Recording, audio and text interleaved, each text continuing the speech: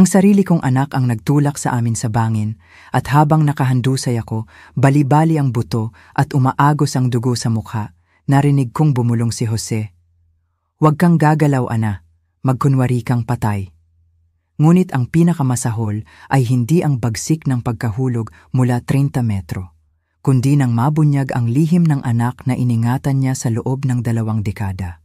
Pero bago tayo magpatuloy, tingnan mo kung nakasubscribe ka na sa channel at ilagay sa comments kung saan ka nanonood nito. Gusto naming malaman kung saan-saan umaabot ang aming mga kwento. Hindi ko inakala na sa edad kong 58 ay magkukunwari akong patay para takasan ang sarili kong mga anak. Sa loob ng 35 taon, binuo ko ang akala kong perpektong pamilya. Ang aming umaga ay nagsisimula sa bango ng bagong gawang kape at tunog ng kabundukan ng Oaxaca sa malayo. Nagtuturo ako ng literatura sa high school habang si Jose ay gumagawa ng mga muebles na yari sa kamay sa kanyang karpinterya. Mayroon kaming 2 anak, si Rico, ang aming panganay, karismatiko at mapagprotekta, at si Alejandra, 5 taon mas bata, laging tahimik at mapagmasid. Tuwing linggo, nagtitipon kami sa mesa na inukit ni Jose gamit ang sarili niyang mga kamay. Masiglang nagkukwento si Rico tungkol sa plano niyang maging arkitekto habang si Alejandra naman ay naglalaro sa kanyang pagkain, iniiwasan ang tinginan. Sa gabi, kami ni Jose ay naglalakad sa dalampasigan ng Cancun, nagpaplano ng aming pagre-retiro, nangangarap sa mga biyahe na gagawin namin kapag nakapagsarili na ang mga bata. Masaya ako, o sa tingin ko. Nagbago ang lahat isang gabing Setyembre, eksaktong 20 taon na ang nakalipas. Hindi umuwi si Rico matapos lumabas kasama ang mga kaibigan. Naghintay kami hanggang madaling araw, tawag ng tawag sa lahat ng kakilala namin. Nanatili si Alejandra sa kanyang kwarto, sinabing nag-aaral para sa mga pagsusulit, ngunit may kakaiba sa kanyang kilos na hindi ko maintindihan noon. Lumabas si Jose kasama ang mga kapitbahay para hanapin si Rico. Nang magbukang liwayway, natagpuan ang kanyang katawan sa ilalim ng bangin malapit sa dalampasigan ng Cancun. Nagtapos ang pulisya na aksidente ito marahil nadulas sa dilim. Hindi ko kailanman kinwestiyon ang bersyong iyon. Paano ko maiisip ang katotohanan? Ang libing ang pinakamadilim na araw sa buhay ko. Suot ko ang parehong itim na damit na suot ko sa libing ng aking ina. Nanatiling kakaibang kalmado si Alejandra habang ako ay lugmok sa luha. Mahigpit akong niyakap ni Jose nang manghina ang aking mga binti. Ngayon naiintindihan ko kung bakit tila mas mabigat ang pasanin niya kaysa sa pagkawala ng aming anak. Matapos ang pagkamatay ni Rico, ganap na nagbago si Alejandra. Naging mas maalaga at mapagmahal, tumutulong sa mga gawain sa bahay at mas maraming oras na kasama kami. Inakala kong iyon ang kanyang paraan upang harapin ang pagluluksa, upang punan ang puwang na iniwan ng kanyang kapatid. Napakasakit na pagkakamali. Lumipas ang mga taon. Ikinasal si Alejandra kay Manuel, isang tahimik na lalaki mula sa kalapit na bayan, ang Puebla. Nagkaroon sila ng 2 magandang anak. Sa wakas, naramdaman kong binibigyan kami ng buhay ng ikalawang pagkakataon. Tinawag ako ni Manuel na nanay at sinundan ni Alejandra ang yapak ng kanyang ama. Nagbukas ng sarili niyang pagawaan ng muebles na yari sa kamay. Mukhang nabuo na muli ang aming pamilya. Mukhang perpekto na ulit ang lahat, ngunit ngayon, nakahiga sa ilalim ng bangin na ito na may balibaling tadyang at lasang metal ng dugo sa bibig.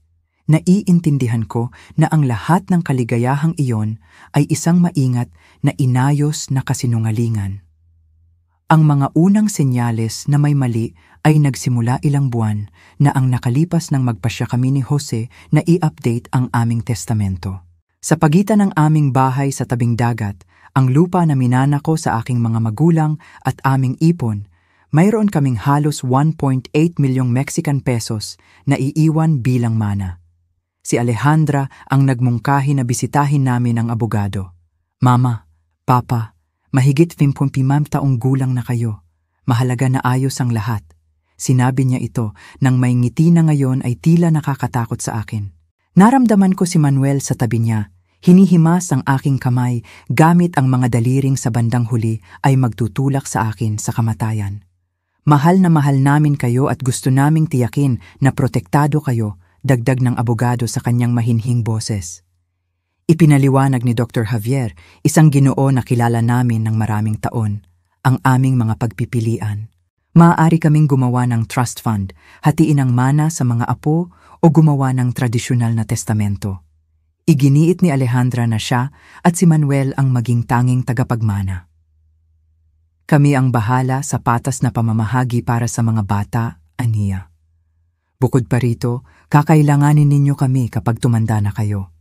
Mas mabuting may access kami sa mga mapagkukunan para mabantayan kayo ng maayos. May kakaiba sa kanyang tono na hindi ko nagustuhan, ngunit mukhang kumbinsido si Jose. Ang asawa ko, na laging mas mapagtiwala kaysa sa akin, ay tinanggap ang mungkahi ng walang pagtutol. Nagkaroon ako ng pagdududa, lalo na nang maalala ko kung paano laging pinag-uusapan ni Rico ang pagtulong sa amin sa pinansyal sa aming pagtanda. Ngunit wala na si Rico at si Alejandra na lang ang aming natitirang anak. Pinirmahan namin ang mga dokumento isang Huwebes ng hapon. Nakasuot si Manuel ng malinis na traje at mahaba akong niyakap pagkatapos ng paglagda. Ngayon, opisyal na tayong isang nagkakaisang pamilya, magpakailanman, bulong niya sa aking tainga. Ang kanyang mga salita ay nagdulot sa akin ng isang hindi maipaliwanag na pangingilabot. Nang gabing iyon, habang naghahanda ako ng hapunan, hindi ko maalis sa aking isipan ang pakiramdam na nakagawa ako ng isang kahila-hilakbot na pagkakamali. Naging kakaiba ang mga sumunod na linggo. Mas madalas na kaming dalawin nina Alejandra at Manuel, ngunit iba ang kanilang tono. Hindi lang sila bumibisita para makasama kami. Laging mayroon silang dalang mungkahi kung paano namin dapat pagandahin ang bahay, anong mga investment ang gagawin, o anong life insurance ang kukunin. Mama, dapat mong isipin ang pagbebenta ng malaking bahay na ito at lumipat sa mas maliit na lugar, sabi ni Alejandra habang sinusuri ang aming mga muebles na may mapanuring mata. Matutulungan ka naming makahanap ng komportabling apartment sa gitna ng Monterrey. Ngunit mahal ko ang aming bahay. Ang bawat sulok nito ay nagtatago ng mahalagang alaala ng aming 35 taon na pagsasama. Ang kusina kung saan ako naghanda ng libu-libong pagkain, ang workshop kung saan nilikha ni Jose ang kanyang mga obra maestra, ang patio kung saan naglaro ang aming mga anak at apo. Hindi ko maisip ang aking buhay sa ibang lugar. Nang ipahayag ko iyon, nakita ko ang isang kislap ng inis sa mga mata ni Alejandra na nagpalamig sa akin hanggang sa kaibuturan ng buto. Hindi makatuwiran si Mama, sabi niya sa tono na hindi niya kailanman ginamit sa akin. Masyadong malaki ang bahay na ito para sa 2 tao sa inyong edad. Kung madulas kayo sa hagdan o may mangyari, hindi kami makakarating agad para tumulong. Enerhiko namang tumango si Manuel. Bukod pa rito, ang maintenance ay tiyak na nagkakahalaga ng malaking halaga. Mas matalino na ibenta na ngayon habang umuusbong ang merkado ng real estate. Sinimulang isaalang-alang ni Jose ang kanilang mga argumento, ngunit hindi ko maalis ang pakiramdam na may iba pa sa likod ng panggigipit na iyon. Isang gabi, pagkatapos ng isa pang tensyonadong pag-uusap, tinanong ko si Jose kung hindi ba niya nakikitang kakaiba na biglang interesado si Alejandra sa aming mga pinansyal na usapin. Ana, nag-aalala lang siya sa atin, sagot niya habang nagsisipilyo. Siguro, dapat nating isaalang-alang ang kanyang mga mungkahi. Hindi na tayo kasing bata tulad ng dati. Ngunit may nakita akong kakaiba sa kanyang mga mata. Isang anino ng pagdududa na ayaw niyang kilalanin. Ngayon alam kong may hinala na si Jose, na sinimulan na niyang pagtagpi-tagpiin ang mga bagay na hindi ko man lang alam na umiiral. Lumala ang sitwasyon nang imungkahi ni Alejandra na bigyan namin siya ng power of attorney sa aming mga pinansyal. Ito ay para lang sa pag-iingat, paliwanag niya habang nagtitimpla si Manuel ng tsaa sa aming kusina na parang siya na ang may-ari ng lugar. Kung magkasakit ang isa sa inyo o may problema sa kalusugan, maaari naming pamahalaan ang inyong mga gawain ng walang legal na komplikasyon. Ang natural na paraan ng kanyang pagsasalita ay halos nakakumbinsi sa akin, ngunit may kakaiba sa kanyang paggigiit na nagpakaba sa akin. Hindi ako nakatulog ng gabing iyon. Nagising ako at nakatitig sa kisame, nakikinig sa paghinga ni Jose sa tabi ko, sinusubukang intindihin kung bakit ako kinakabahan. Kinabukasan, nagpasya akong tawagan ang kapatid kong si Sofia para humingi ng payo. Laging mas matalas si Sofia kaysa sa akin, mas mapaghinala sa intensyon ng mga tao. Nang sabihin ko sa kanya ang tungkol sa panggigipit ni Alejandra, nanahimik siya ng matagal.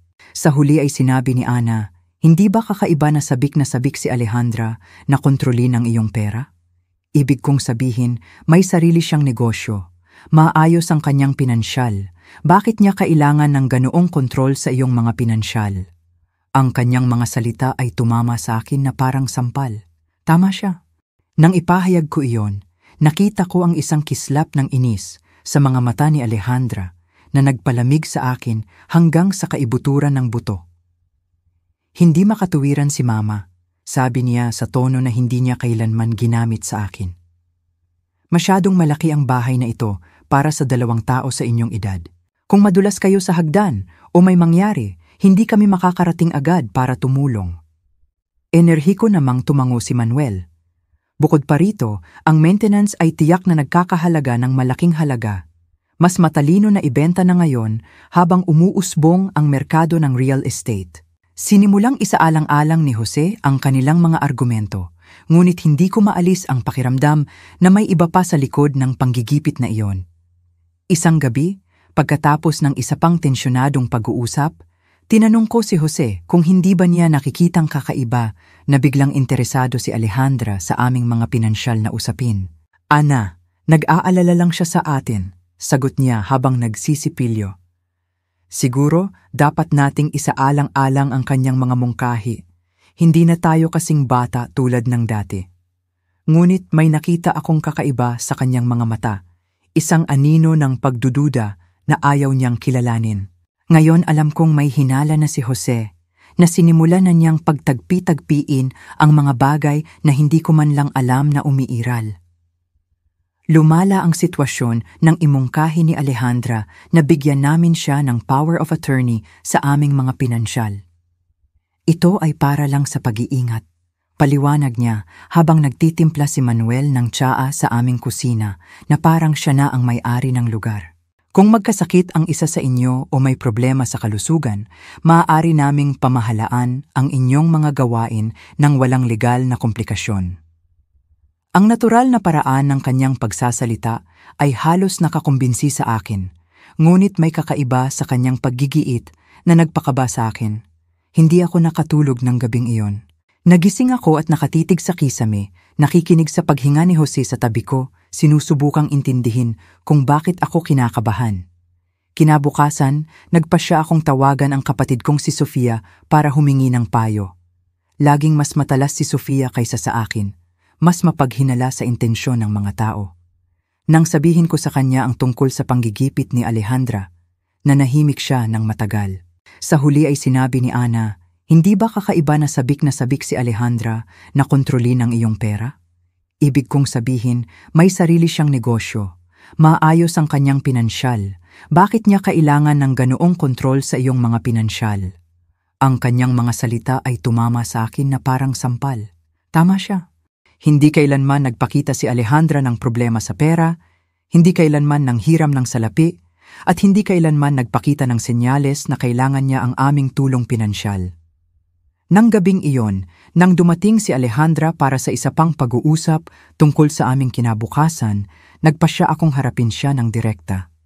"Anak," simula ko habang nakaupo kami sa beranda, "bakit napakahalaga sa iyo na kontrolin ang aming mga pinansyal? Malinaw pa ang isip namin ng iyong ama." Agad at lantad ang kanyang reaksyon.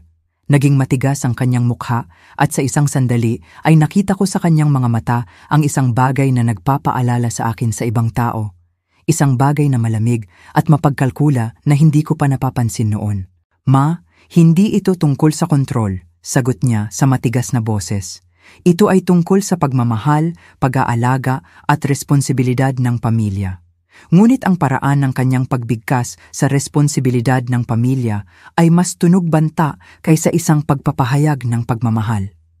Si Manuel, na tahimik lang hanggang noon, ay sumingit ng may kalmado ngunit matigas na boses.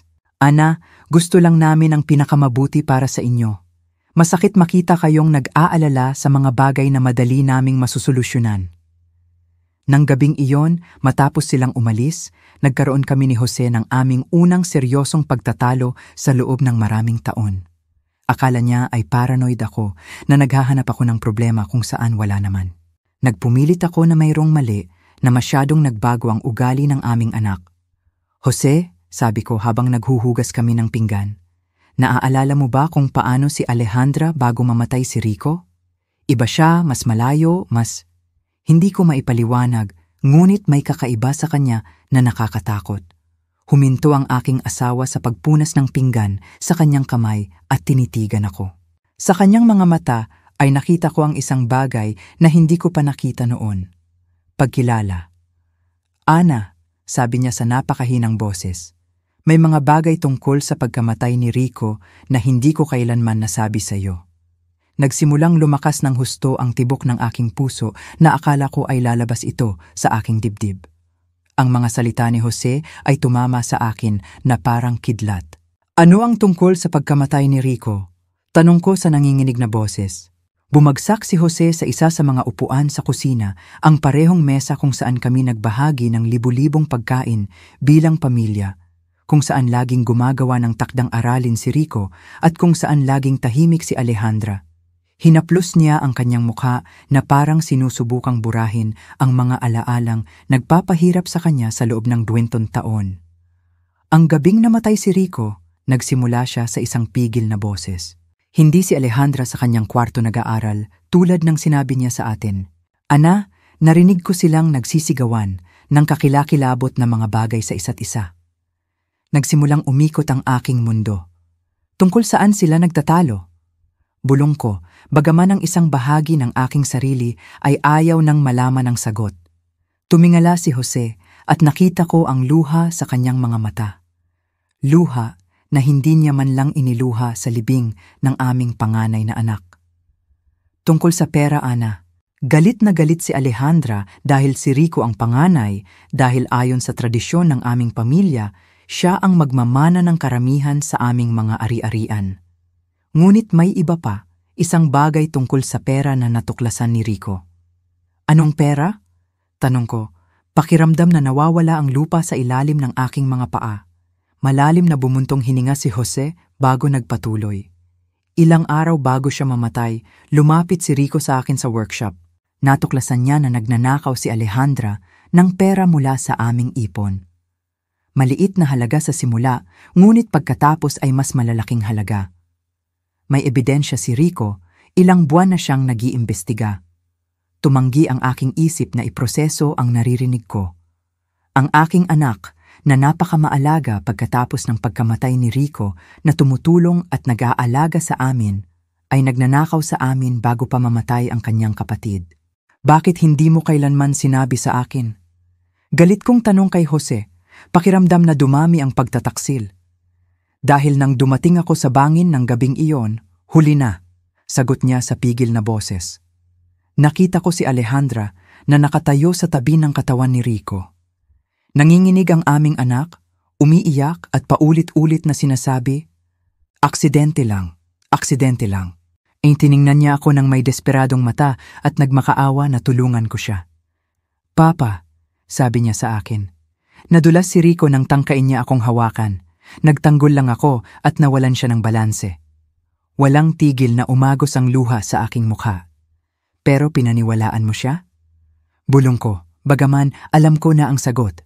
Dahan-dahang tumango si Jose na may ekspresyon ng pagkakasala na nagpapahirap sa kanya sa loob ng maraming dekada. Siya ang anak ko, Ana. Hinihingan ako ng tulong ng anak ko at patay na si Rico. Hindi ko maaaring ibalik sa buhay ang isa habang sisirain ang isa. Akala ko talaga ay aksidente ito, na natuto na si Alejandra na magiging mas mabuting tao siya pagkatapos nito. At ang ninakaw na pera? Tanong ko, kailangan kong malaman ang bawat detalye ng bangungot na ito. Hindi, sagot niya. Sa katunayan, patuloy siyang kumuha ng maliliit na halaga na pinapanggap kong hindi napapansin dahil ang harapin siya ay mga ngahulugang aaminin kong kinubli ko ang isang pagpatay. Naging kasabwat niya ako, Ana. Sa bawat pananahimik ko, sa bawat pagpapanggap na hindi ko nakikita ang pagbaba ng mga bank account, naging mas kasabwat ako. Ang kakilakilabot na katotohanan ay nagsimulang maghugis sa aking isip. Kaya siya ganoon na lang kainteresadong kontrolin ang aming mga pinansyal ngayon, bulong ko. Hindi dahil mahalaga kami sa kanya, kundi dahil gusto niyang tapusin ang sinimulan niya 20 taon na ang nakalipas. Seryosong tumango si Jose. At mayroon pa, Ana, isang bagay na natuklasan ko ilang linggo na ang nakalipas. Ano pa ang maaaring mayroon? Tanong ko, pakiramdam na hindi na kayang tiisin ng aking puso ang anumang pagbubunyag. Pumunta si Jose sa kanyang mesa at kinuha ang ilang papel na itinago niya sa ilalim ng ibang dokumento. Lihim kong iniimbestigahan ang pinansyal ni Alejandra. Hindi maganda ang takbo ng kanyang workshop tulad ng gusto niyang paniwalaan natin. Sa katunayan, ito ay nasa bingit ng pagkalugi. May utang siyang mahigit 400,000 Mexican pesos sa iba't ibang bangko at supplier. Nanginginig ang mga papel sa aking mga kamay habang binabasa ko ang mga numero. Hindi si Alejandra ang matagumpay na negosyanteng pinapanggap niyang siya. Siya ay isang desperadong tao na nabuhay sa kasinungalingan at ninakaw na pera sa loob ng maraming dekada. Alam ba ito ni Manuel? Tanong ko, naaalala ang kanyang tahimik na ngiti at ang kanyang mainit na yakap. Sigurado akong oo, sagot ni Jose. Napansin ko kung paano niya idirekta ang mga usapan kapag pinag-uusapan ang aming pera, kung paano siya nagtatanong ng tiyak tungkol sa aming ipon, ang halaga ng bahay, ang aming mga insurance policy. Hindi iyon inosenteng tanong, Ana. Tanong iyon ng isang tao na kinukwenta kung magkano ang halaga ng aming pagkamatay. Ang parirala na iyon ay nagpalamig sa akin hanggang sa kaibuturan ng buto. Ang aming pagkamatay, ulit ko sa isang bulong. Ito ang unang pagkakataon na naisip kong maaaring gustong saktan kami ni Alejandra. Hanggang noon, akala ko gusto niya lang kaming nakawan o linlangin. Ngunit kung pinatay niya ang sarili niyang kapatid dahil sa pera, ano ang pipigil sa kanya na patayin ang kanyang mga magulang sa parehong dahilan? Jose, sabi ko habang hawak ang kanyang mga kamay, kailangan nating pumunta sa pulis. Kailangan nating sabihin sa kanila ang katotohanan tungkol kay Rico at sa nangyayari ngayon. Ngunit umiling ang aking asawa nang may tingin ng kawalan ng pag-asa na dumurog sa aking puso. Anong ebidensya, Ana? Kasabwat ako sa pagkubli ng isang pagpatay. Kung magsasalita ako ngayon, makukulong din ako. Bukod pa rito, sino ang maniniwala sa isang 60 taong gulang na nagtago ng lihim na ito sa loob ng 20 taon? Tama siya. Kung gayon, maghihintay na lang tayo na patayin niya tayo tulad ng ginawa niya kay Rico. Mag-iingat tayo, sabi ni Jose, sinusubukang maging mas tiwala kaysa sa totoo niyang pakiramdam. Makakahanap tayo ng paraan para protektahan ang ating sarili, para makakuha ng ebidensya, Ngunit ang kanyang mga salita ay naputol ng tunog ng telepono. Si Alejandra iyon. Hello, ma, sabi niya sa matamis na boses na ngayon ay tila nakakatakot sa akin. Kami ni Manuel ay nag-iisip at naniniwala kami na magiging maganda kung ipagdiriwang ang inyong 35 taong anibersaryo ng kasal na may espesyal na bagay. Paano kung dalhin namin kayo sa mirador na iyon sa Sierra Madre Oriental sa susunod na weekend? Maaari kaming mag-family hike, mag-picture at magkaroon ng perpektong araw na magkasama. Nanlamig ang aking dugo. Tiningnan ko si Jose na nakarinig ng pag-uusap at may parehong tingin ng takot sa kanyang mukha. Napakabait na ideya, anak, nagawa kong sagutin sa nanginginig na boses. Pero pag-iisipan muna namin at tatawagan ka namin bukas. Pagkatapos ibaba ang telepono, kami ni Jose ay nagtinginan ng tahimik. Alam naming katatanggap lang namin ng imbitasyon sa aming sariling pagpatay. Ang mirador, bulong ko. Dadalhin niya tayo sa mirador para patayin at gawing aksidente. Seryosong tumango si Jose. Nang gabing iyon, hindi kami nakatulog ni isang minuto. Magkayakap sa aming kama, nagpaplano kung paano kami makakaligtas sa aming sariling anak. Ang mga sumunod na araw ay isang bangungot ng takot at pagpapanggap. Kami ni Jose ay kailangang umasta na parang walang nangyari nang dumating sina Alejandra at Manuel upang bisitahin kami. Nakangiti kapag pinag-uusapan ang biyahe sa mirador, Tumatango kapag masaya nilang sinasabi na magsasama-sama kami.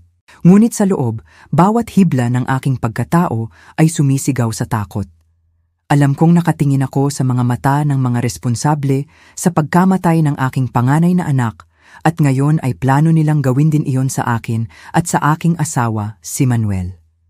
Dumating ang Huwebes ng hapon na may bagong backpack at ang tahimik ng ngiti na ngayon ay tila maskara ng isang sociopath. Ana, mahal ko, sabi niya habang yakap ako ng mga braso na malapit nang magtulak sa akin sa kamatayan. Bumili ako ng ilang gamit para sa ating adventure sa Mirador. Tubig, prutas, sandwich, lahat ng kailangan natin para sa picnic. Pinakita niya sa akin ang laman ng backpack na parang isang batang excited. Ngunit ang tanging naiisip ko ay kung paano magagamit ang bawat isa sa mga bagay na iyon upang ikubli ang aming pagpatay. Nagdala rin ako ng bago kong kamera, dagdag niya. Ipinapakita ang isang mamahaling digital camera. Gusto kong kunan ang bawat sandali ng espesyal na araw na ito. Ito ay mga litrato na iingatan natin magpakailanman. Ang kabalintunaan ng kanyang mga salita ay nagdulot sa akin ng pagduduwal. Ang tanging larawan na kukunin niya ay ang aming bali-baling katawan sa ilalim ng bangin kung sakaling may makakita sa amin. Dumating si Alejandra na may dalang bagong gamit sa hiking. Papa, sabi niya kay Jose nang may kunwaring sigasig, binili ko ang lahat ng kinakailangang kagamitan para sa ligtas na paglalakad. Lubid, flashlight, first aid kit.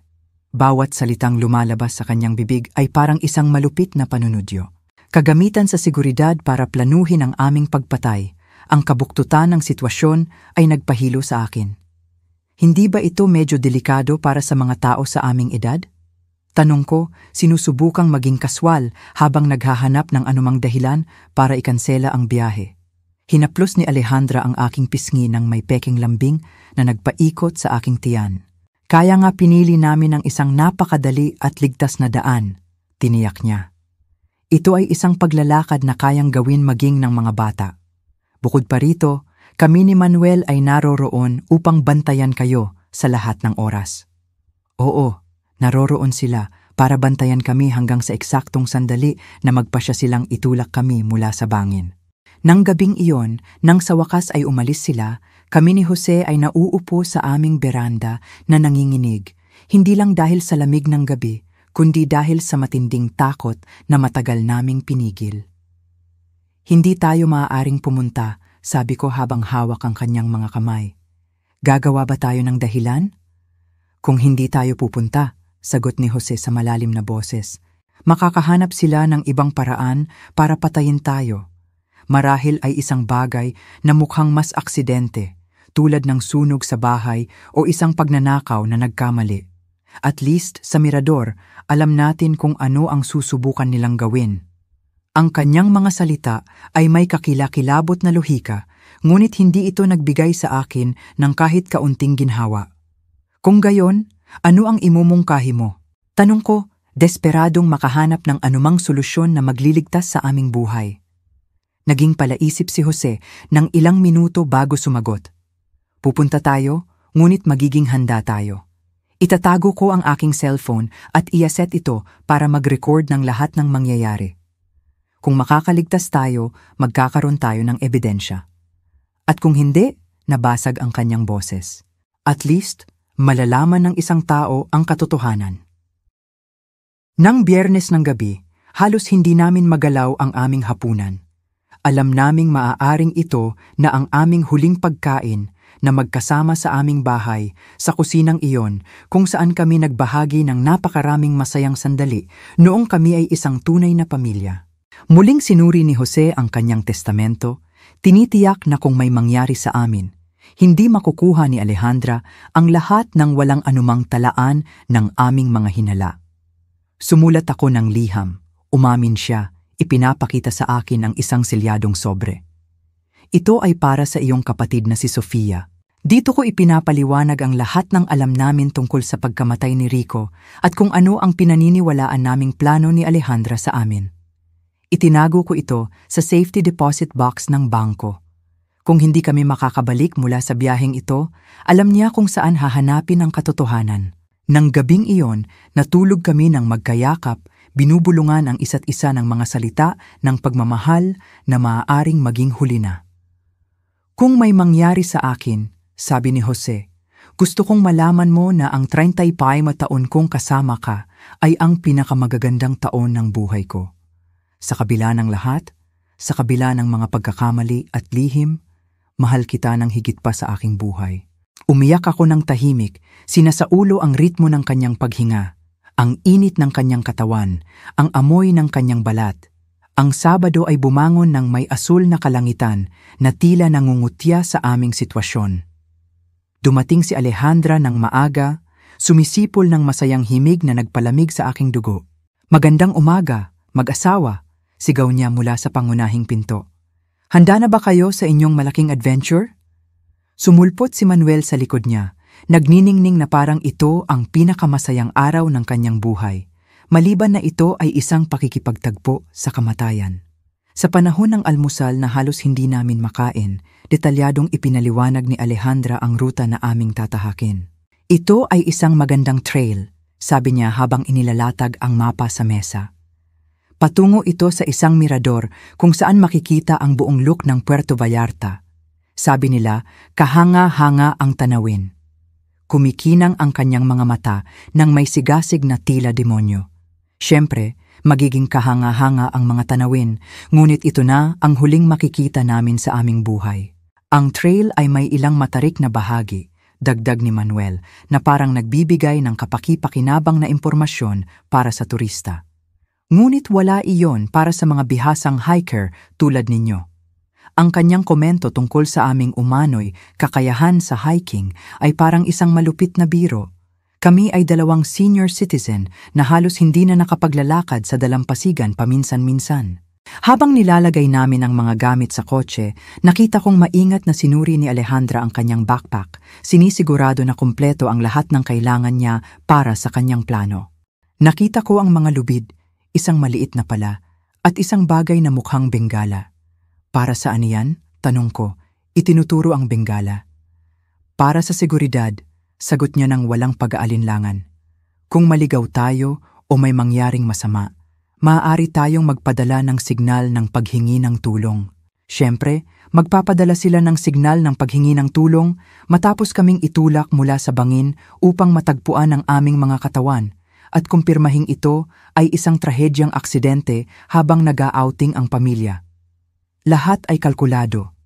Bawat detalye ay pinlano upang ang aming pagpatay ay magmukhang perpektong natural.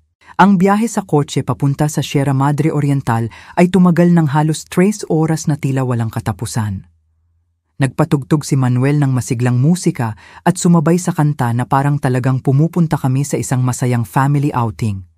Maingat na nagmaneho si Alejandra, sumusunod sa lahat ng speed limit, humihinto sa bawat stop sign. Ayaw niyang ipagsapalaran ang isang aksidente na makakasira sa kanyang perpektong plano. Sa biyahe, palihim na hinawakan ni Jose ang aking kamay at inactivate ang recording sa kanyang telepono. Lahat ng nangyari mula noon ay i-record. Kung makakaligtas kami, magkakaroon kami ng ebidensya. Kung hindi, at least hindi mamamatay ang katotohanan kasama namin. Nang sa wakas ay makarating kami sa simula ng trail, kumabog ng napakalakas ang aking puso na akala ko ay lalabas ito sa aking dibdib. Maganda ang lugar na may matataas na puno at tunog ng talon sa malayo, ngunit para sa akin, ito ay naging tagpuan ng sarili kong pagbitay. Inilabas ni na Alejandra at Manuel ang kanilang mga backpack mula sa kotse, nakangiti at nagbibiro na parang ito ang pinakamasayang araw ng kanilang buhay. Handa na ba sa adventure? Tanong ni Alejandra. At sa unang pagkakataon sa loob ng 20 taon, nakita ko ang parehong malamig na kislap sa kanyang mga mata na malamang ay mayroon siya ng gabing namatay si Rico.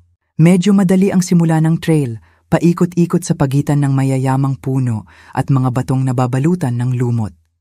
Naglalakad si Manuel sa aming harapan, patuloy na kumukuha ng litrato at nagbibigay komento tungkol sa kagandahan ng tanawin. Tingnan ninyo ang mga ligaw na bulaklak na iyan. Bulalas niya, itinuturo ang mga palumpong na puno ng lilang bulaklak. At ang rock formation na iyan, kahanga-hanga. Perpekto ang kanyang pagganap, ang isang mapagmahal na manugang na nagtatamasa ng isang espesyal na araw kasama ang kanyang mga biyenan. Naglalakad si Alejandra sa likod namin. Kunwari ay para tiyakin na hindi kami maiiwan, ngunit nararamdaman ko ang kanyang mga mata sa aming likod na parang mga balaraw. Sa bawat paglingon ko upang tingnan siya, ngingitian niya ako ng ngiting iyon na pinino niya sa loob ng 20 taon ng kasinungalingan. "Kumusta sina mama at papa?" Tanong niya na may kunwaring pag-aalala. "Kailangan niyo bang huminto at magpahinga?" Matapos ang isang oras na paglalakad, sinimulan naming akyatin ng isang mas matarik na bahagi ng trail. Ang aking mga binti ay mabigat na at si Jose ay hirap na sa paghinga. Hindi kami sanay sa ganitong uri ng ehersisyo at perpektong alam iyon ng aming mga anak na mamamatay tao. Pinili nila ang isang ruta na makakapagod sa amin ng pisikal, na magpapahina sa amin pagdating ng panahon para isagawa ang plano. "Malapit na tayo sa mirador," masiglang anunsyo ni Manuel. Bagaman ayon sa mapa na nakita ko sa bahay, mayroon pa kaming hindi bababa sa kalahating oras ng paglalakad. Kinumpirma ng kanyang kasinungalingan na wala silang intensyon na makarating sa opisyal na mirador. Ang lugar kung saan nila balak patayin kami ay dapat na mas malapit. Sa buong paglalakad, sinubukan kong kabisaduhin ang bawat detalye ng trail, bawat puno, bawat bato na maaaring magsilbing sanggunian kung makakaligtas ako at kailangan kong ipaliwanag sa pulisya kung saan eksaktong nangyari ang lahat. Ganoon din ang ginagawa ni Jose at paminsan-minsan ay nagpapalitan kami ng tingin na puno ng takot at determinasyon. Alam naming naglalakad kami patungo sa aming kamatayan. Ngunit alam din namin na ito ang aming tanging pagkakataon upang makakuha ng mga ebidensya na kailangan namin. "Tingnan niyo iyan!" Biglang sigaw ni Alejandra, itinuturo ang isang rock formation na nakatayo sa aming kanan. Ang bangin na iyan ay may kahanga-hangang tanawin. Umakyat tayo doon para kumuha ng ilang espesyal na litrato. Nanlamig ang aking dugo. Naroon ang lugar na pinili nila para sa aming pagpatay. Ang bangin ay nakatayo ng halos 30 metro sa itaas ng pangunahing trail, mapupuntahan sa pamamagitan ng isang pangalawang daanan na tila mas delikado kaysa sa aming sinusundan. Maluwag ang mga bato. Mas kaunti ang mga puno na maaaring kapitan kung madulas, at mula sa tuktok ay makikita ang isang bangin na bumabagsak sa isang malalim na kanyon na puno ng matutulis na bato. Hindi ko alam kung magandang ideya iyan. Sabi ko, sinusubukang maging kaswal. Mukhang delikado ang daan na iyan para sa mga tao sa aming edad. Ngunit sinimulan na ni Manuel ang paglalakad patungo sa sanga ng daan, dala ang kanyang backpack na puno ng kagamitan sa seguridad na alam kong hindi niya gagamitin upang iligtas kami. "Halika na, Ana," sabi niya sa nakakakumbinsing boses na ginagamit niya kapag gusto niya akong kumbinsihin sa isang bagay. "Ilang minuto lang ito." Bukod pa rito, tama si Alejandra. Ang mga litrato mula sa itaas ay magiging kahanga-hanga. Ang paraan ng kanyang pagbigkas sa kahanga-hanga ay nagpatindig ng balahibo ko. Maaaring kahanga-hanga iyon sa sinumang makakakita nito bilang ebidensya ng aming aksidente. Mahigpit na hinawakan ni Jose ang aking kamay, paalala na nakarecord ang kanyang telepono. Kailangan naming magpatuloy. Kailangan naming ituloy hanggang sa dulo para makuha ang ebidensya. Kung tatanggi kami ngayon, hahanap lang sila ng ibang pagkakataon, ibang lugar, ibang dahilan para kami patayin. Napakapagod ng pag-akyat sa bangin. Ang mga batong maluwag ay dumudulas sa ilalim ng aming mga paa at halos nadapa ako ng higit sa isang beses. Ngunit ang pinaka-nakakatakot ay ang pagtanto kung gaano perpekto ang lugar na ito para sa isang pagpatay. Kung may aksidenteng madapa at mahulog mula sa tuktok, walang paraan para mabuhay. At higit sa lahat, walang saksi. "Malapit na kami," sigaw ni Alejandra mula sa itaas, kung saan narating na niya nang may liksi ng isang taong maingat na nagplano ng rutang ito.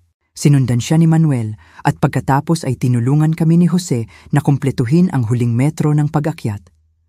Ang kanyang mga kamay sa aking mga braso ay parang mga kuko ng isang maninila. Ang mirador ay, sa katunayan, kahanga-hanga. Mula roon ay makikita namin ang buong lambak, ang mga bundok sa malayo, at ang dagat na nagniningning sa abot tanaw.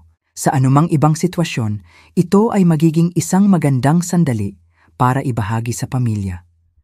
Ngunit dahil sa alam ko, ang lugar ay pakiramdam ko ay ang perpektong tagpuan para sa isang bangungot.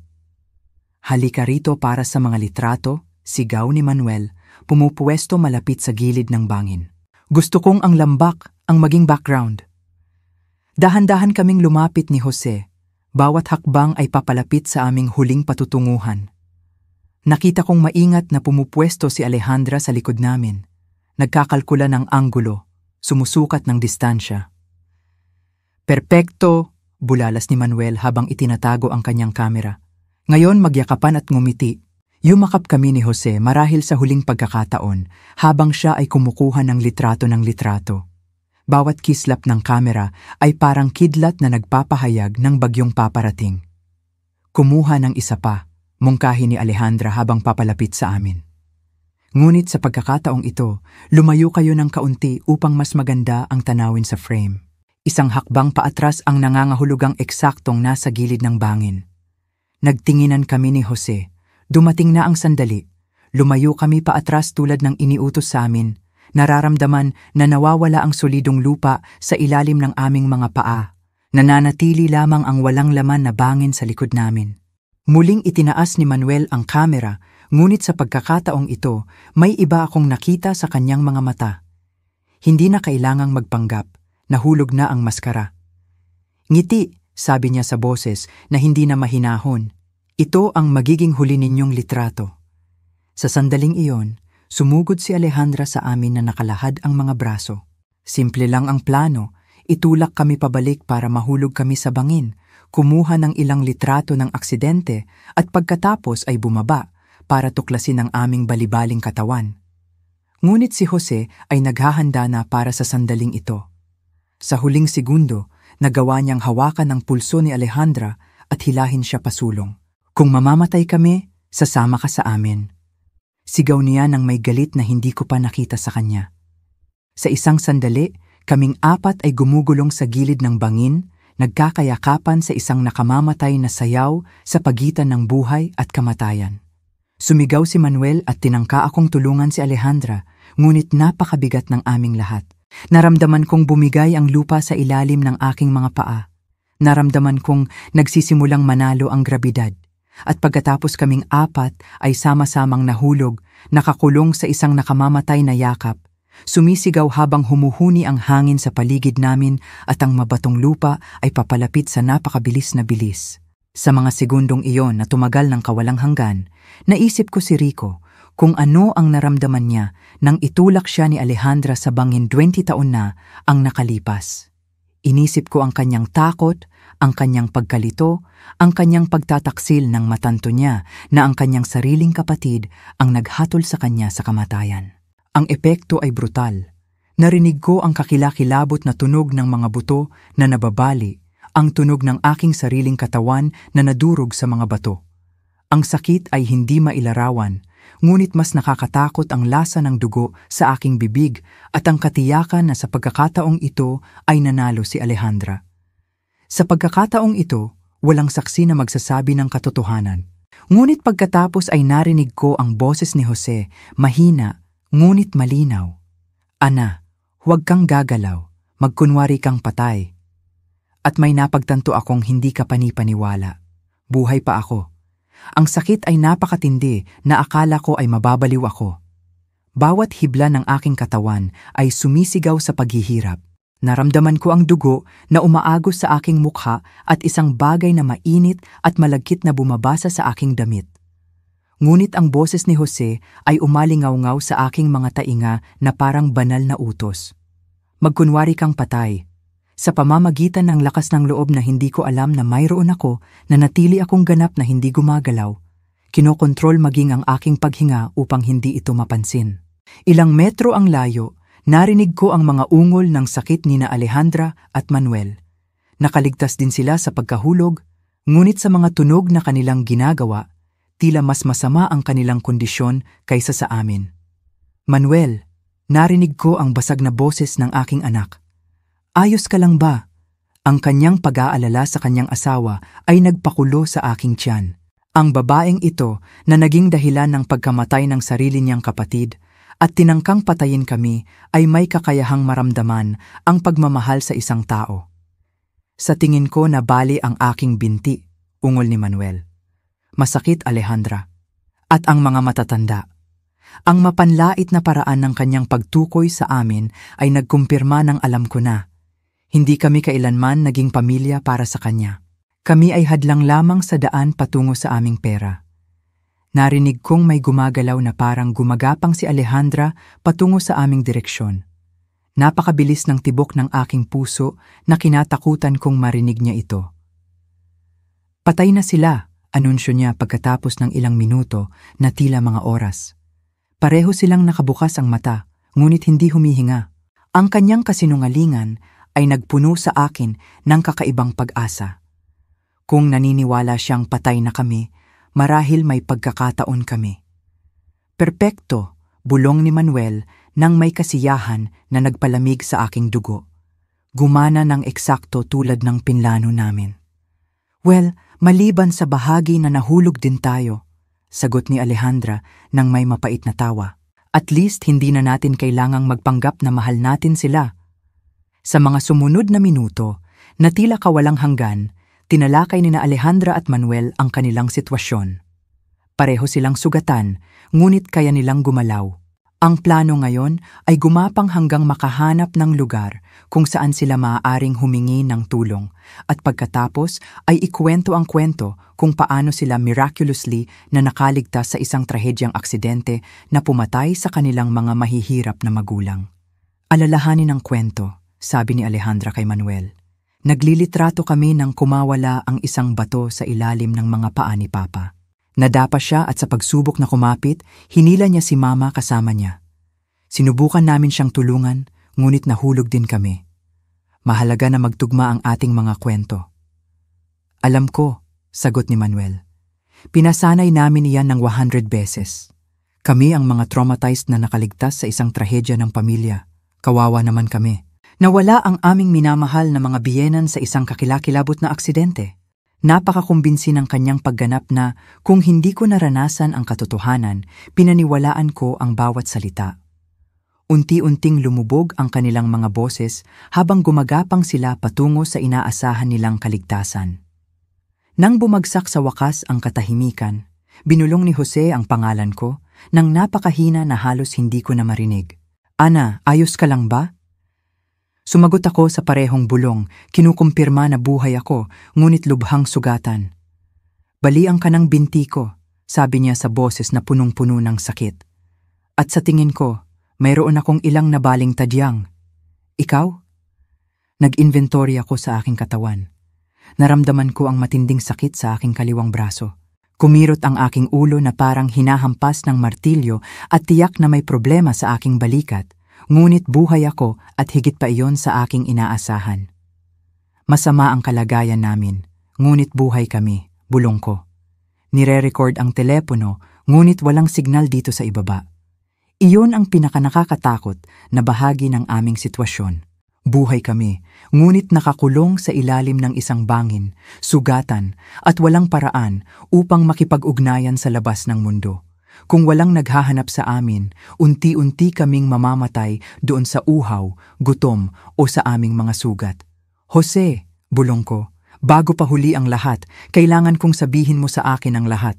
Lahat ng totoong nangyari ng gabing namatay si Rico. Malalim na bumuntong hininga ang aking asawa na parang hinihintay niya ang sandaling ito sa loob ng 20 taon. Nang gabing iyon, nagsimula siya sa nanginginig na boses. Si Rico ay dumating upang hanapin ako sa workshop. Galit na galit siya. May hawak siyang mga papel sa kanyang mga kamay, mga bank statement. Ipinakita niya sa akin ang mga ebidensya na si Alejandra ay nagnanakaw ng pera mula sa aming mga account sa loob ng ilang buwan.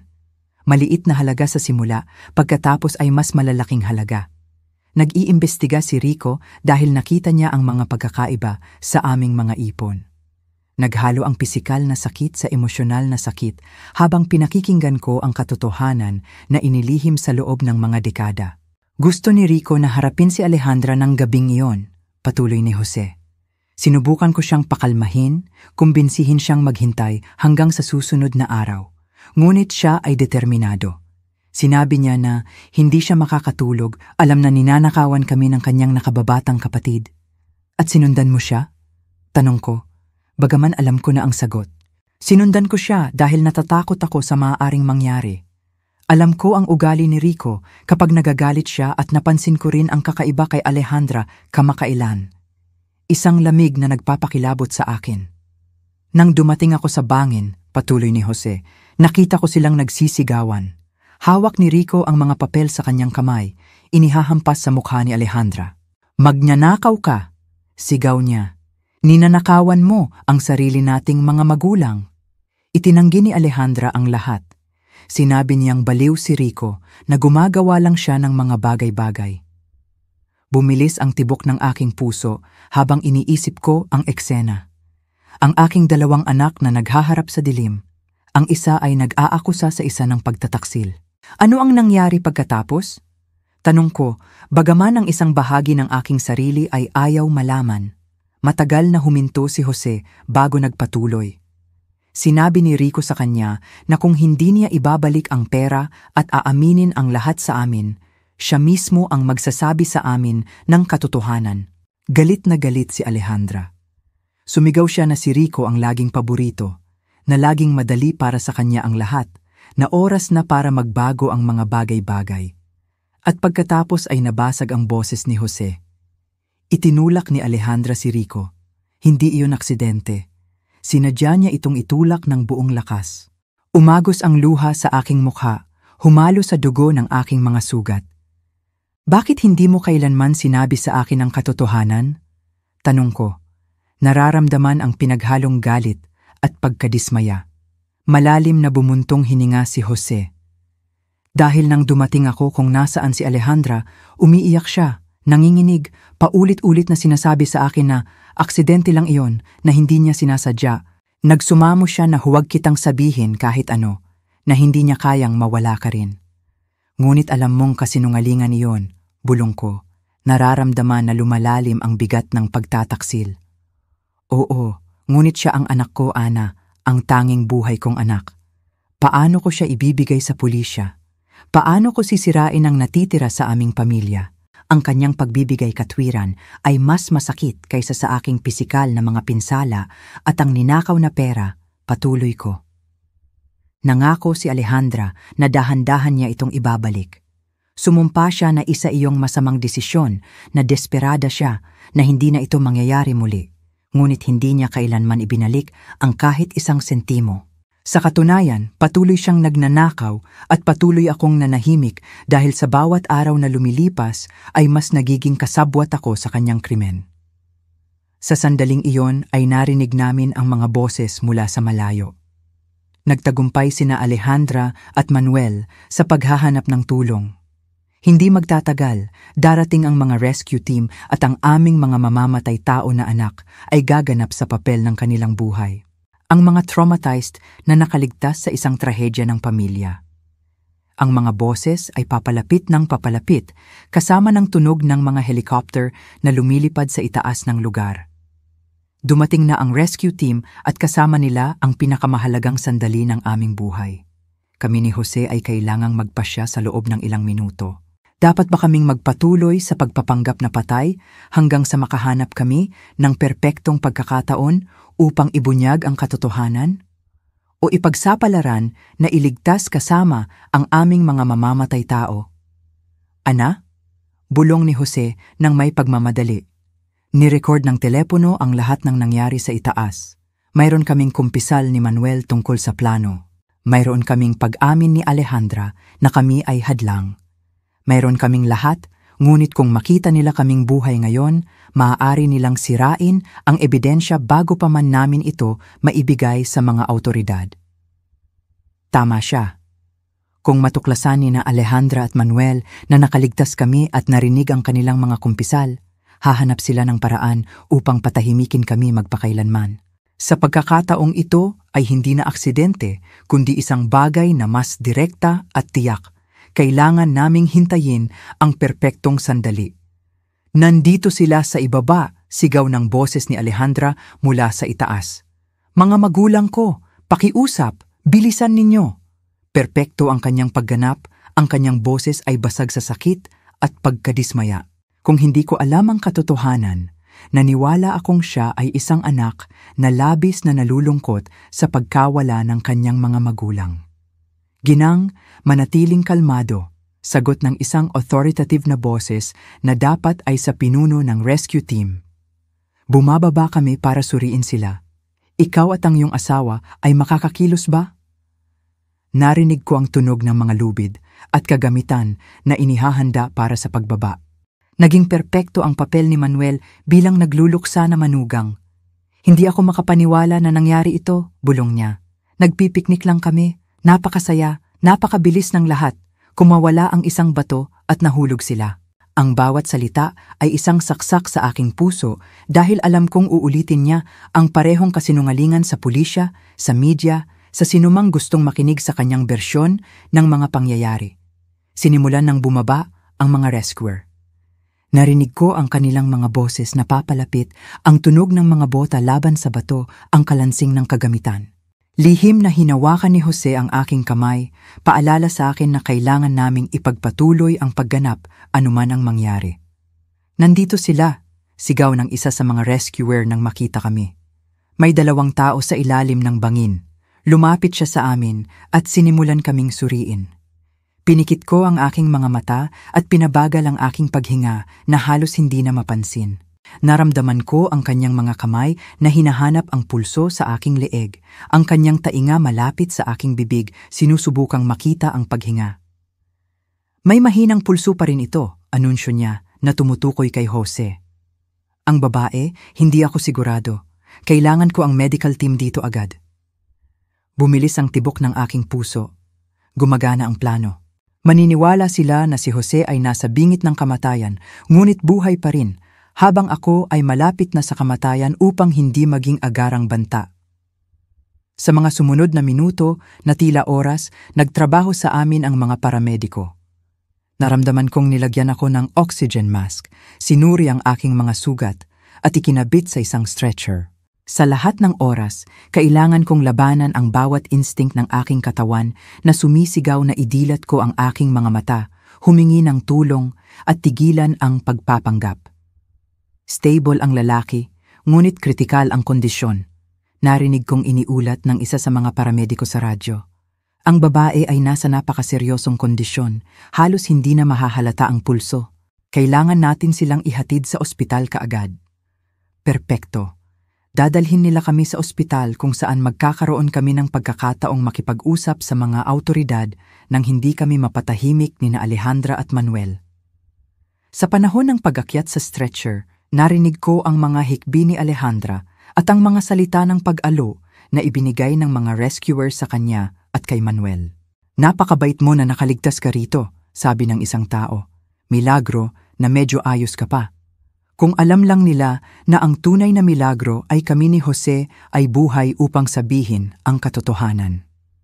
Sa medical helicopter, habang lumilipad kami patungo sa ospital, naramdaman ko ang presensya ni Jose sa stretcher sa tabi ko. Ang mga paramediko ay nakatuon sa pagpapanatili sa kanya na stable at sa kanilang mga pag-uusap, naintindihan kong siya ay nasa kritikal na kondisyon. Ang kanyang mga sugat ay mas seryoso kaysa sa akin at sa isang nakakatakot na sandali ay kinatakutan kong baka mamatay siya bago pa man kami magkaroon ng pagkakataong ibunyag ang katotohanan. Ginang, narinig kong sinabi ng isa sa mga paramediko sa akin. Kung naririnig mo ako, kumapit ka. Makakarating kami sa ospital sa loob ng ilang minuto. Ang kanyang boses ay mahinahon, puno ng tunay na pakikiramay na lubhang sumasalungat sa pagpapanggap na aking naririnig mula sa aking sariling pamilya. Nang dumating kami sa ospital sa lungsod ng Mexico, agad nagkaroon ng kaguluhan. Ang mga doktor at nurse ay nagtatakbuhan, sumisigaw ng mga utos medikal na hindi ko maintindihan. Dinala ako direkta sa isang emergency room kung saan sinimulan nilang gamutin ang aking mga sugat.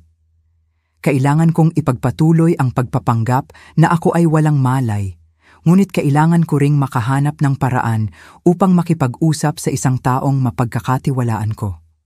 Doktora, Narinig kong sinabi ng isang nurse, kakaiba ang vital signs niya. Ang pulso ay mas malakas kaysa sa inaasahan namin para sa isang tao sa kanyang umano, ikondisyon. Bumilis ang tibok ng aking puso. Nahuli ako. Napakapangit kong aktres na niloloko ako ng sarili kong katawan. Nangyayari minsan iyan sa mga kaso ng matinding trauma, sagot ng doktor.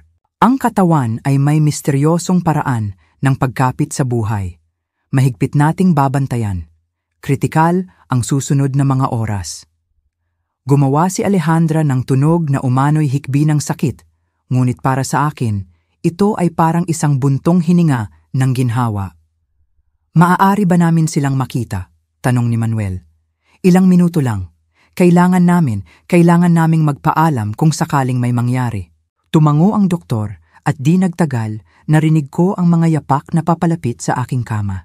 Iyon ang pinakamapanganib na sandali sa lahat. Kailangan kong kumbinsihin ang aking mga mamamatay tao na ako ay talagang namamatay. Naramdaman ko ang presensya ni Alejandra sa tabi ng aking kama. Hinawakan niya ang aking kamay at ang tanging nagawa ko ay hindi bawiin agad ang aking kamay.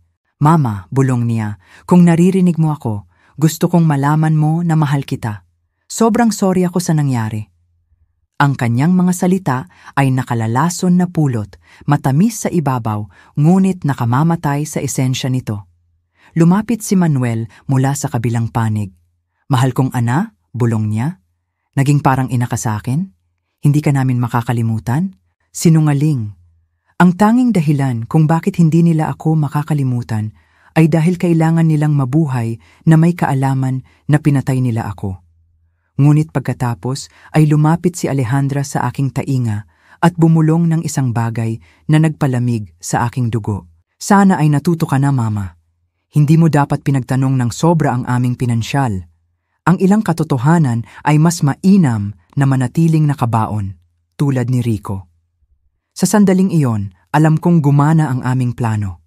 Katatapos lang magkumpisal ni Alejandra at bagaman wala akong paraan para mag-record, mayroong isang nurse sa silid na nakarinig ng bawat salita. Ang bulong ni Alejandra ay umalingaw-ngaw sa aking mga tainga bilang isang direktang kumpisal ng kanyang pagkakasala. Nabanggit niya si Rico. Inamin niya na ang ilang katotohanan ay dapat manatiling nakabaon at higit sa lahat, kinilala niya na ang aming mga tanong tungkol sa pananalapi ang naging dahilan ng aming aksidente. Ngunit kailangan ko ng higit pa riyan. Kailangan ko ng kumpletong kumpisal na hindi maaaring maliitin o tanggihan pagkatapos. Ang nurse na nakarinig ng komento, isang dalagita na nagngangalang Maria, ayon sa kanyang ID, ay huminto sa pagtingin sa mga monitor. Nakita ko sa pamamagitan ng aking kalahating nakapikit na mga mata kung paano bumukas ng malawak ang kanyang mga mata sa pagkabigla at takot. May narinig siyang hindi niya dapat narinig at sinabi sa akin ng kanyang ekspresyon na lubos niyang nauunawaan ang mga implikasyon ng mga salitang iyon. Ano ang sinabi mo tungkol kay Rico? Bulong ni Manuel, halatang nagulat sa pagbanggit sa namatay na kapatid. Napahigpit ang katawan ni Alejandra na pagtanto na nakapagsalita siya ng sobra. Wala, bulong niya. Gusto ko lang sabihin, laging nagtataka si Mama kung ano talaga ang nangyari ng gabing iyon. Sa tingin ko hindi na mahalaga, sagot ni Manuel, ngunit ang kanyang boses ay puno ng tensyon, ngunit mahalaga iyon. At si Manuel ay sapat na matalino upang matanto na nagkamali ang kanyang asawa. Sinabi ni Alejandra sa kanya sa isang tensyonadong boses, "Umalis na tayo. Kailangan ng mga doktor ng espasyo para magtrabaho." Naramdaman ko ang tensyon sa pagitan nila, ang mutual na pagkaunawa na nakapagsalita sila ng sobra sa maling lugar. Pagkaalis nila, lumapit ang nurse na si Maria sa aking kama. "Ginang," bulong niya ng napakahina na halos hindi ko na marinig. "Alam kong naririnig ninyo ako. Ang narinig ko ay hindi normal. Kung nasa panganib kayo, kailangan ninyo itong sabihin sa akin sa anumang paraan."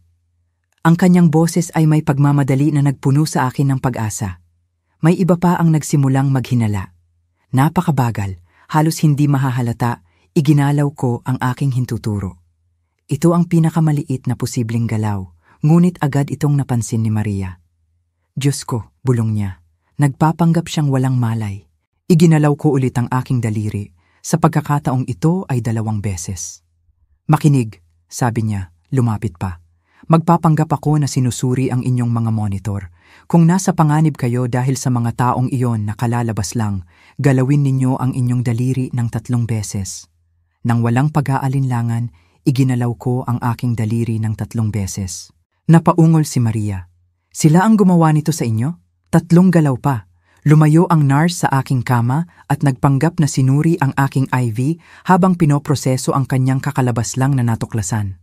Nakita ko sa kanyang ekspresyon na pinag-iisipan niya kung ano ang gagawin. Sa wakas, lumapit siya sa akin muli. Kakausapin ko ang doktor na nakatalaga. Bulong niya. Ngunit kailangan kong ipagpatuloy mo ang pagpapanggap hanggang sa maprotektahan ka namin. Naiintindihan mo ba? Iginalaw ko ang aking daliri ng 1 beses. Ang mga sumunod na minuto ay nakakapagod. Lumabas si Maria ng silid at naiwan akong mag-isa.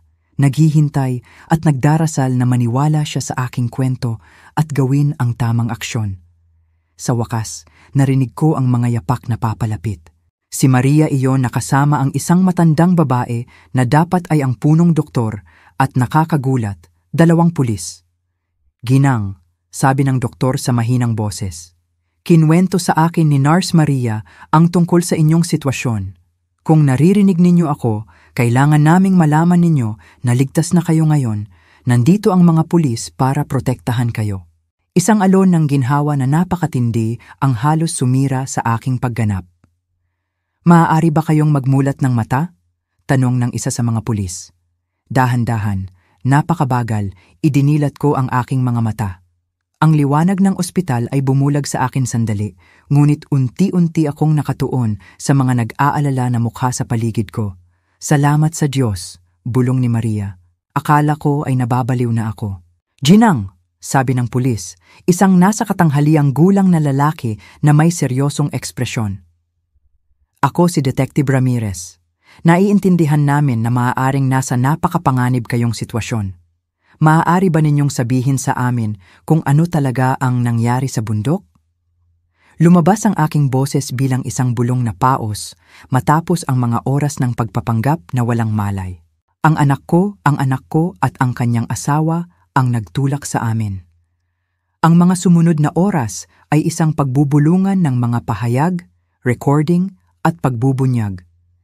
Sinabi ko kay Detective Ramirez ang lahat ng alam ko.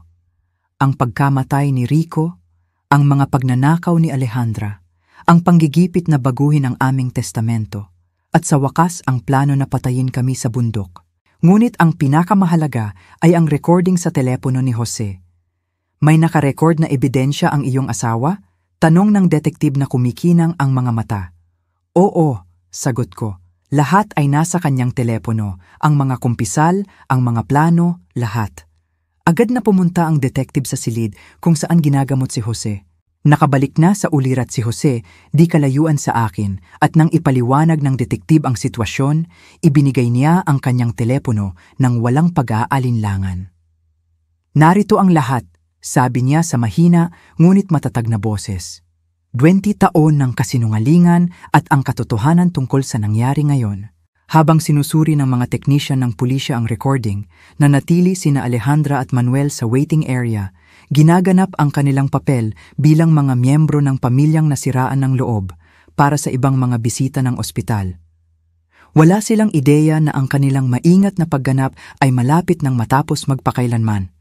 Malinaw ang recording, anunsyo ng detective pagkatapos ng 1 oras. Mayroon kaming tahasang kumpisal tungkol sa pagpatay kay Rico, pag-amin tungkol sa pagnanakaw ng pera at direktang ebidensya ng tangkang pagpatay na may premeditasyon laban sa inyong dalawa. Higit pa iyan sa sapat para arestuhin sila. Pero aarestuhin ninyo ba sila rito? Tanong ko, nag-aalala sa aming kaligtasan. Kung malaman nilang buhay kami at nagsasalita? Tumango ang detective, naiintindihan ang aking pag-aalala. May mga pulis na kaming nakapwesto. Sa sandaling malagdaan ang warrant of arrest, aarestuhin namin sila. Samantala, kayong dalawa ay nasa ilalim ng proteksyon ng pulisya. Hindi ko napansin ang kabalintunaan ng sitwasyon. Nasa ibaba sina Alejandra at Manuel, marahil ay nakikipag-usap sa mga kamag-anak ng ibang pasyente, tumatanggap ng pakikiramay sa aming mga pagkamatay, nagpaplano kung paano haharapin ang aming libing at mana. Wala silang ideya na sa mga silid sa itaas na palapag ng ospital ay ginigiba namin ang kanilang maingat na itinayong mundo ng kasinungalingan. May iba pa ba? Tanong ko. Pakiramdam na mayroon pa ring gumugulo sa akin. Kumuha ang detektib ng isang folder ng mga papeles.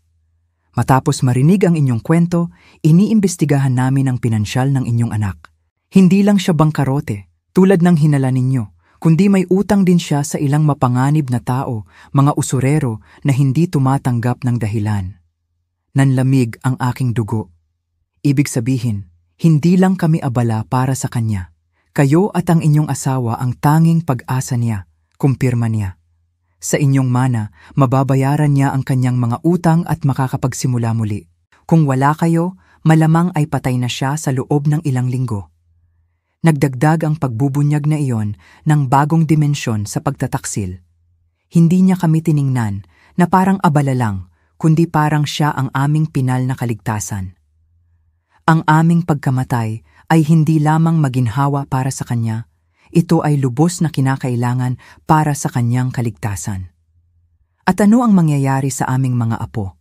Tanong ko, nararamdaman ang bagong alon ng sakit sa pag-iisip sa mga inosenteng anak ni na Alejandra at Manuel. Ang mga serbisyo sosyal ang pansamantalang kukuha ng kustudiya sa kanila.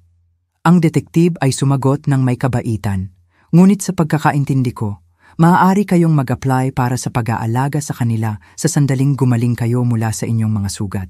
Ang ideya ng pagpapalaki sa mga anak ng aming sariling mga mamamatay tao ay nakakatakot, ngunit ito rin ang tanging paraan upang masiguro na may magandang mangyayari mula sa bangungot na ito.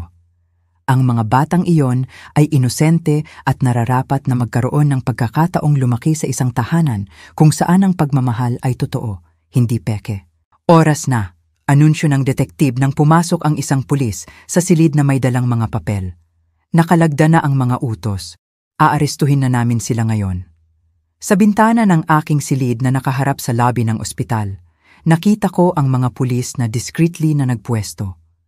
Ang sandali na pinakahihintay ko sa loob ng 20 taon ay sa wakas ay dumating na. Alejandra at Manuel, narinig ko ang matatag na boses ng pulis na namumuno. Inarestado kayo sa pagpatay kay Rico at sa tangkang pagpatay kina Ana at Jose. Ang katahimikan na sumunod ay nakakabingi. Pagkatapos ay ang histerikal na boses ni Alejandra. Anong pinagsasabi ninyo? Kami ang biktima rito. Ang aming mga magulang ay namatay sa isang aksidente. Ginang, kalmadong sumagot ang pulis. Buhay ang inyong mga magulang at nagbigay sila ng kumpletong ebidensya ng inyong mga krimen. Nagkaroon ng sandaling katahimikan na sinundan ng isang sigaw ng pagkadismaya mula kay Manuel. Imposible! Nakita namin silang namatay. Patay sila. Ang kanilang hindi sinasadyang pag-amin ay nakuha ng mga recorder ng pulisya na nagdagdag ng isa pang piraso ng ebidensya sa kaso. Sa radyo, narinig kong sinimulan ni Alejandra na sisihin si Manuel. Siya ang may ideya ng lahat. Ayaw kong gawin ang lahat ng ito. Pinilit niya ako. At si Manuel, sa kanyang pagkadismaya ay sumigaw. Ikaw ang nagmungkahi ng bangin. Ikaw ang nagplano ng lahat ng ito mula sa simula. Sa loob ng ilang minuto, ang alyansa na tumagal ng maraming taon ay gumuho habang bawat isa ay sumusubok na iligtas ang sarili. Bumalik ang detektib na si Ramirez sa aking silid 1 oras pagkatapos na may ekspresyon ng kasiyahan na may halong kalungkutan. Inarestado na sila at patungo sa istasyon ng pulisya, pahayag niya.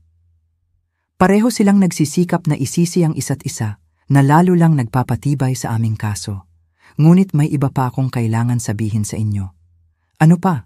Tanong ko, bagaman hindi ako sigurado kung kakayanin pa ng aking puso ang anumang pagbubunyag. Sa pag-aresto, natagpuan namin ito sa bag ng iyong anak, sabi niya, habang ipinapakita sa akin ng isang maliit na digital recorder. Malamang ay nire-record niya ang mga pag-uusap ninyo ng iyong asawa sa mga nakaraang linggo, marahil ay naghahanap ng ebidensya na may pinaghihinalaan kayo. Nanlamig ang aking dugo. Ano ang ibig sabihin niyan? Bumuntong hininga ang detektib. Ibig sabihin, alam niyang sinisimulan na ninyong matuklasan ang katotohanan. Ang biyahe sa bundok ay hindi isang kusang desisyon. Ito ay isang direktang tugon sa inyong mga hinala. Sa isa sa mga recording ay malinaw na maririnig si Manuel na nagsasabi sa kanya, "Kailangan nating kumilos ng mabilis bago sila pumunta sa pulisya." Ang lalim ng pagpaplano at ang lamig ng pagkalkula ay nagpakaba sa akin. Hindi lang nila pinlano na patayin kami, kundi sinusubaybayan din nila ang aming mga pag-uusap, sinusuri ang antas ng panganib na aming inirerepresenta sa kanila. Kami ay mga daga sa isang labirint at sila ang mga siyentipiko na nagmamasid sa bawat galaw namin. Mayroon pa, patuloy ng detektib, na natagpuan namin sa investigasyon ng inyong mga pinansyal. Ang inyong anak ay hindi lamang may utang sa mapanganib na mga usurero, kundi pinalsipikado rin niya ang inyong pirma sa iba't ibang dokumento, sinusubukang i-access ang inyong mga bank account. Kung namatay kayo sa bangin na iyon, may agad siyang access sa lahat ng inyong yaman. Bawat bagong pagbubunyag ay parang isa pang saksak. Ang sarili kong anak ay hindi lamang nagplano na patayin ako, kundi aktibo rin akong ninanakawan. Pinapalsipikado ang aking pirma at nilalabag ang bawat prinsipyo ng tiwala ng pamilya na sinubukan kong itanim sa kanya. Magkano ang kabuuang ninakaw niya? Tanong ko, bagaman hindi ako sigurado kung gusto kong malaman. Halos 180,000 piso ng Mexico sa loob ng huling 3 taon, sagot ng detektib. Maliit na halaga na inakala niyang hindi ninyo mapapansin, ngunit kapag pinagsama-sama ay umaabot sa malaking halaga. Ang pera na inipon namin ni Jose sa loob ng mga dekada ng pagsisikap, sentimo por sentimo, ay naging pondo ng marangyang buhay ng aming anak habang pinaplano niya ang aming pagpatay. Ang mga sumunod na araw sa ospital ay naging sunod-sunod na panayam sa pulisya, pagbisita ng mga abogado at tawag mula sa media na nakakuha ng kwento. Ang lokal na prensa ay pinamagatang ang pinakamalalang pagtataksil ng pamilya sa dekada. Ang kaso at ang mga reporter mula sa buong bansa ay gustong marinig ang aming bersyon ng mga pangyayari. Dumating ang kapatid kong si Sofia mula Guadalajara na umiiyak at niyakap ako na parang hindi kami nagkita sa loob ng mga dekada. "Ana," sabi niya ng paulit-ulit, "palagi kong alam na may kakaiba kay Alejandra pagkatapos ng pagkamatay ni Rico, ngunit hindi ko kailanman inakala na kaya niya itong gawin." Ang kanyang mga salita ay nagbigay sa akin ng ginhawa dahil kinumpirma nito na hindi naging ganap na bulag ang aking mga maternal instincts. At ang mga bata? Tanong ko tungkol sa aking mga apo na ngayon ay nasa pansamantalang kustudiya ng mga serbisyong panlipunan. "Binisita ko sila kahapon," malungkot na sagot ni Sofia. "Nalilito sila, nagtatanong kung bakit hindi makauwi ang kanilang mga magulang. Masyado pa silang bata para maintindihan ang tunay na nangyari." Ang abogada na aming kinuha, si Doktorang Elena, isang may kakayahan at mahabaging babae, ay dumating upang makita kami na may balita tungkol sa proseso ng legal. Solid ang kaso, tiniyak niya sa amin. Sa mga recording, ang mga kumpisal sa panahon ng pag-aresto at lahat ng pinansyal na ebidensya, halos imposible na makatakas sila sa makabuluhang sentensya. Ngunit pagkatapos ay nagdagdag siya ng isang bagay na nagpalamig sa akin. Gayunpaman, sinusubukan nilang makipagnegosasyon para sa isang mas mababang pag-amin ng pagkakasala na sinasabing ito ay isang krimen ng pag-ibig, hindi premeditado. Isang krimen ng pag-ibig? Bulalas ko na nagagalit. Pinlano nila ito sa loob ng mga linggo, bumili ng espesyal na kagamitan at pinili ang perpektong lugar. Seryosong tumango si Doktorang Elena. "Alam ko. At mayroon kaming ebidensya ng premeditasyon, ngunit ang kanilang mga abogado ay mangangatuwiran na ito ay isang desperadong desisyon na ginawa sa ilalim ng matinding pinansyal na panggigipit." Ang ideya na maaari silang makatanggap ng pinababang sentensya para sa kanilang mga krimen ay nagpuno sa akin ng galit. Pinatay nila si Rico, tinangka nila kaming patayin, ninakaw nila ang aming pera sa loob ng maraming taon, at ngayon ay gusto nilang magpanggap na mga biktima ng mga pangyayari. Ano ang magagawa namin upang masiguro na matatanggap nila ang nararapat sa kanila? Tanong ko. Tumestigo. Simple lang ang sagot ni Doktorang Elena. Ang inyong testimonya kasama ng lahat ng ebidensya ay magiging mahalaga upang maintindihan ng hurado ang tunay na katangian ng mga krimeng ito. Ngunit babalaan ko kayo, ito ay emosyonal na nakakasira ng loob na harapin ang inyong anak sa korte. Tama siya. Ang ideya ng pagtingin kay Alejandra sa mata sa panahon ng paglilitis, ang pakikinig sa kanyang mga abogado na sumusubok na bigyang katwiran, ang hindi makatarungan, ang muling pagsasalaysay sa publiko ng bawat sandali ng bangungot na ito ay nakakabigla. Ngunit ito ang kailangan kong gawin para kay Rico, para sa amin at para sa aking mga apo na nararapat malaman ang katotohanan tungkol sa kanilang mga magulang.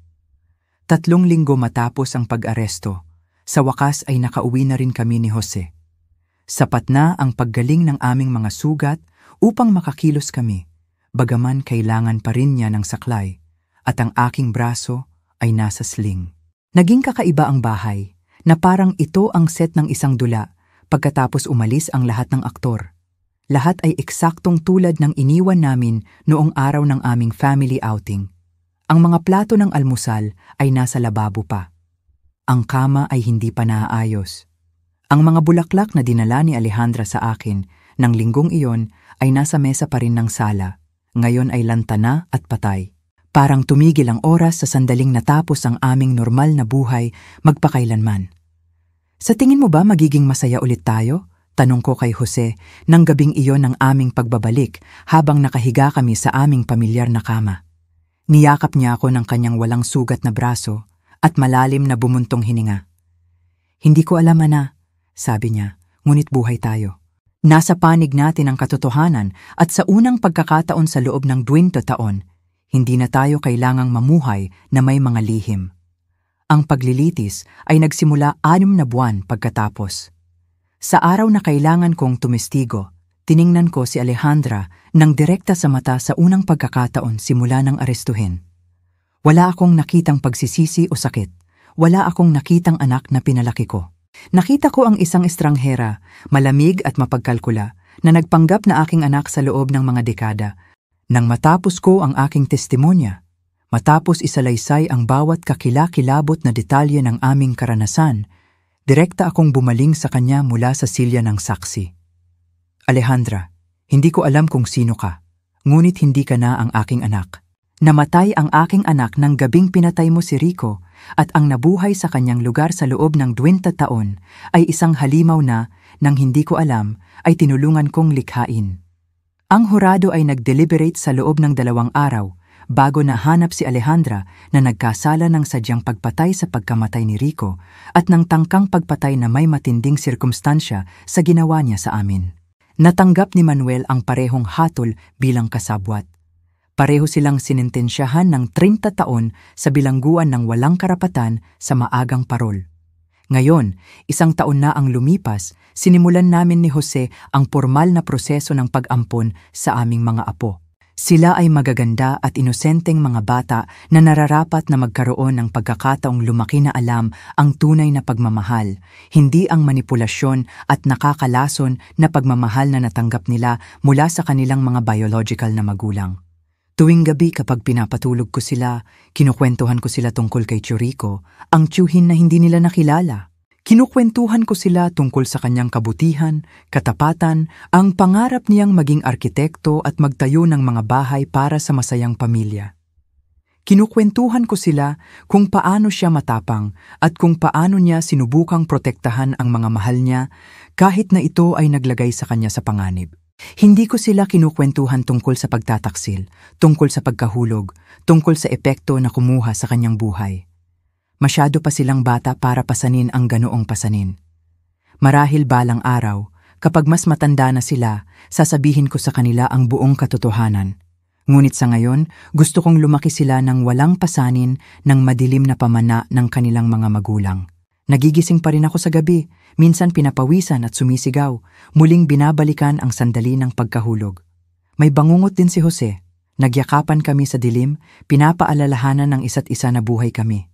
Na nakaligtas kami, na sa wakas ay nabunyag ang katotohanan. Nagpasya kaming ibenta ang bahay. Napakaraming alaala rito, kapwa magaganda at kakilakilabot.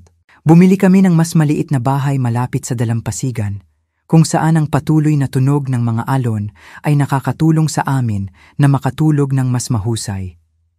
Isang bagong bahay para sa isang bagong simula. Masakit pa rin ang pilat sa aking balikat kapag nagbabago ang panahon. Hindi kailanman ganap na gumaling ang tuhod ni Jose. Ito ang pisikal na pilat na aming dala. Ang mga emosyonal ay mas malalim. Minsan nakikita ko ang sarili kong tinitingnan ang mga lumang larawan ng pamilya. Si Alejandra na nakangiti sa kanyang ika-10 kaarawan. Si Rico na tinuturuan siyang sumakay ng bisikleta. Kaming 4 na magkasama sa isang picnic sa dalampasigan. Sinusubukan kong intindihin kung paano ang isang napakagandang bagay ay maaaring magbago sa isang napakapangit na bagay. Paano hindi ko nakita ang mga senyales, ang maliliit na sandali na sana ay nakapag-alerto sa akin sa kung ano ang darating. Ngunit pagkatapos ay pinapaalalahanan ko ang sarili ko na ang pag-ibig ay maaaring magbulag sa atin, na minsan ay ayaw nating makita ang katotohanan dahil masyadong masakit, na nagtitiwala tayo sa mga mahal natin, kahit na dapat tayong magtanong. Hindi ko kailanman binisita si Alejandra sa bilangguan. Hindi ko kayang harapin ang mga mata ng babaeng pumatay sa aking anak at tinangka akong patayin. Minsan pumunta si Jose, ngunit bumalik siyang mas tahimik kaysa dati. Sinabi lang niya na hindi siya nagpakita ng pagsisisi, kundi galit lang sa pagkahuli. Sumulat si Manuel ng mga liham na humihingi ng tawad. Sinasabing nasa ilalim siya ng impluwensya ni Alejandra na hindi siya ang kanyang sarili. Hindi kami sumagot. Ang ilang pagtataksil ay masyadong malaki para mapatawad. Lilipas ang mga taon, lalaki ang aming mga apo. Ang sakit ay marahil ay unti-unting mawawala. Ngunit ang katotohanan ay mananatili. Ang katotohanan kung paano ang kasakiman ay maaaring sumira maging sa pinakasagradong ugnayan ng pamilya. Kung paano ang katahimikan ay maaaring magprotekta sa mga halimaw. Kung paano minsan kailangan nating magpanggap na patay upang sa wakas ay mamuhay sa katotohanan. Minsan, kapag naglalakad ako sa dalampasigan kasama si Jose sa aking tabi at ang aming mga apo ay tumatakbo sa unahan, nararamdaman ko ang isang hindi inaasahang kapayapaan. Hindi ito ang kaligayahan na alam namin noon, ito ay isang bagay na iba, isang bagay na mas malalim, isang pakiramdam na nakaligtas kami sa pinakamasamang bagay na maaaring ibato sa amin ng buhay at nakahanap pa rin ng dahilan upang ngumiti.